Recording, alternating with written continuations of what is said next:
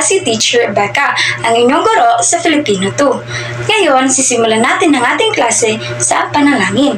Maaari bang tumayo ang lahat? Ngayon, ay pangungunahan ito ni Robilyn.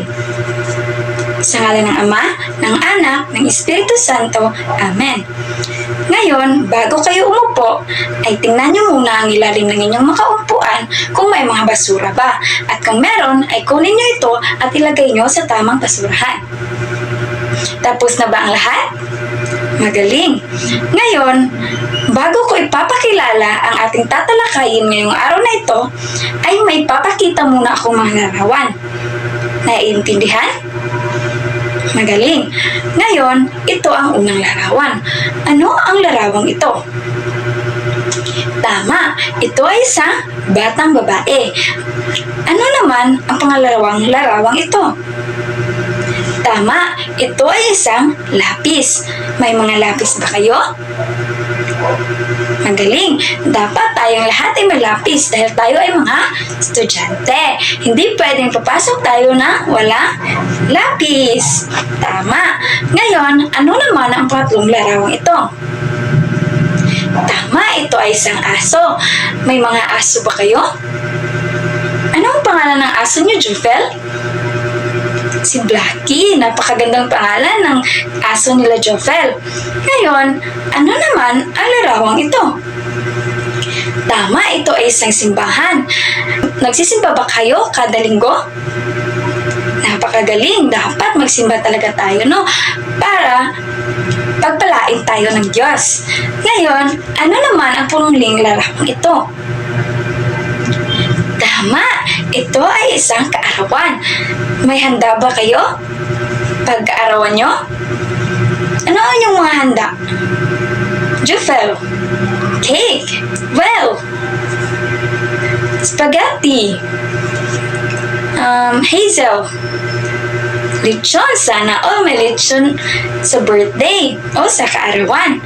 Ngayon, base sa mga nakikita nyong larawan kanina, ano kaya ang tatalakayin ngayong araw na ito? Ano sa tingin nyo? Ano mga nakita nyo kanina? Tama, may tao, may bagay, ano pa? May puok, ano pa? May pangyayari, at may hayop. So ano ang tawag natin sa kanila? Sila ay? Tama, well, mga pangalan. Bigyan natin ng Aling-Tunisia Club si Well.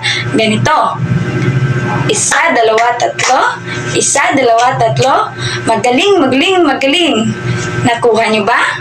Ngayon, bigyan natin ng Aling-Tunisia Club si Well. 1, 2, 3. 1, 2, 3. Magaling, magaling, magaling. Ngayon, ang tatalakayin natin ay patungkol sa pangalan. Ano nga ba ang pangalan? Ang pangalan ay ngalan ng tao, bagay, hayop, pook, at pangyayari. Ano nga ulit ang pangalan? Tama, ito ay ngalan ng tao, bagay, hayop, pook, at pangyayari. Ngayon, may mga halimbawa ako dito ng pangalan. Ito ang unang halimbawa. Ano ang nakikita nyo sa larawang ito? Tama, ito ay isang doktor. May kilala ba kayong mga doktor? Napakagaling. Ano ang pangalan ng doktor mo, Well? Dr. Pablo. Ngayon, ano naman ang larawang ito? Ito ay isang guro. Sino ang kilala niyong guro? Si Teacher Becca. Napakagaling. Ngayon, gusto ko naman na kayo naman ang bigay ng halimbawa ng ngalan na tao. Sino ang gustong sumagot? O magbigay ng halimbawa? Roquesa. Bumbero. Tama. Ngalan ng tao ba ang bumbero? Magaling. Ang bumbero ay ngalan ng tao. Dahil hindi naman ito ngalan ng hayop, di ba? So ngayon, sino pang makapagbibigay ng isa pang halimbawa? Evaisha. Pulis. Tama ba ang pulis? Tama, ito ay ngalan ng tao. Bigyan natin ng Aling-Tunisia Club si Roquesa at si Evaisha. 1, 2, 3. 1, 2, 3. Magaling, magaling, magaling. Tama. Ngayon, alam nyo na ba kung ano ang ngalan ng tao? Magaling! Ngayon ay dako naman tayo sa ngalan ng bagay. Ito ang unang halimbawa. Ano ito? Tama, ito ay isang salamin. May mga salamin ba kayo para makikita ng inyong kagandahan? Ngayon, ano naman ang larawang ito? Tama, ito ay isang lamesa. May mga lamesa ba kayo sa inyo? Meron. Well, ay wala daw. Ngayon, ay naintindihan niyo na ba kung ano ang ngalan ng bagay? Magaling. Dako naman tayo sa ngalan ng, ano sa tingin niyo ang susunod? Tama, ngalan ng hayop. Ngayon, ito ang unang halimbawa. Ano ang halimbawang ito? Tama, ito ay isang pusa. May mga pusa ba kayo? Magaling. Ano ang ngalan ng pusa niyo, Jofel? Maraming aso, may pusa, may aso pa sila, Jofel, no? Ano ang pangalan ng pusa niyo, Jofel? Si Whitey. Ang kanilang aso ay si Blackie at ang kanilang pusa naman ay si Whitey. Ngayon, ay may isang halimbawa pa ako. Ano ang halimbawang ito? Ito ay isang tigre. Gusto niyo ba mag-alaga ng isang tigre? Hindi. Nakakatakot ang isang tigre, di ba? Yan. Ngayon, gusto ko kayo naman ang magbigay ng halimbawa ng hayop. Sino ang makapagbibigay? Hazel. Kabayo. Isa bang hayop ang kabayo? Tama, ito ay isang hayop. Sino pa ang makapagbibigay ng halimbawa? Angela. Ibon. Hayop ba ang ibon? Tama, ito ay ngalan na hayop. Ang halimbawa ni Hazel at ni Angela ay tama. Ang kabayo at ang ibon. Bigyan natin ng Aling-Donisha Club si Angela at si Hazel. Isa, dalawa, tatlo. Isa, dalawa, tatlo. Magaling, magaling, magaling. Ngayon, naiintindihan niyo na ba kung ano ang ngalan ng hayop? Magaling at naiintindihan nyo na. Ngayon, dako naman tayo sa pang-apat. Ano kaya ang pang-apat na pangalan? Ito ay ngalan na magaling, pook. So, ang ngalan ng pook, may halimbawa ako dito ng mga pook. Ito ang unang halimbawa. Ano ito? Parke. Gusto nyo bang maglaro sa parke? Napakasarap maglaro sa parke, di ba? Ngayon, ito naman ang pangalawang halimbawa. Ano ito? Hospital. Nakapunta na ba kayo ng hospital? Hindi pa. Ngayon, kayo naman ang bibigay ng halimbawa ng lugar. Sino ang makapagbibigay? Beach. Tama. Isa bang lugar ang beach?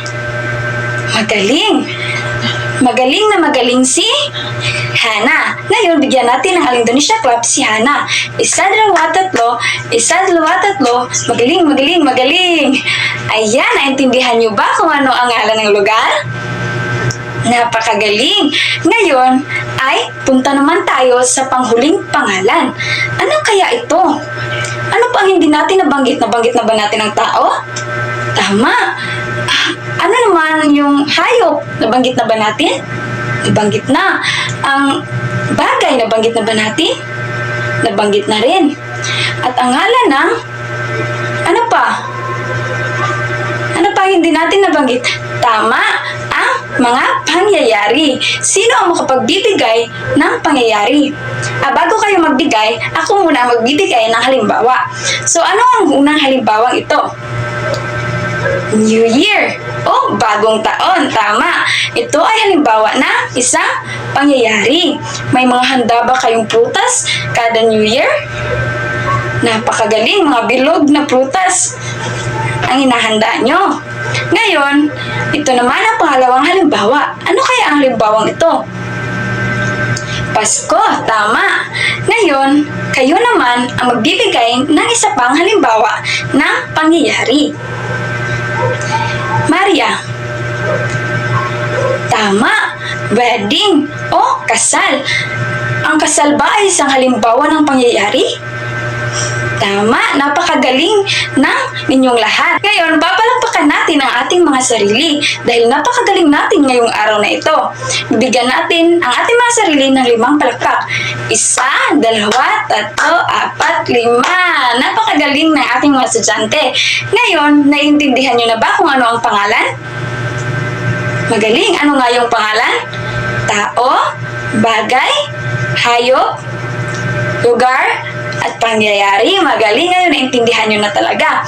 Ngayon, dahil naintindihan nyo na ang ating tinatalakay kanina, ang pangalan, ngayon naman ay tumayo tayo para sa ating panalangin. Ngayon naman, pangunahan ito ni Angela. Sa ngalan ng Ama, ng Anak, ng Espiritu Santo. Amen. Paalam mga mag-aaral, hanggang sa muli nating pagkikita sa susunod na araw.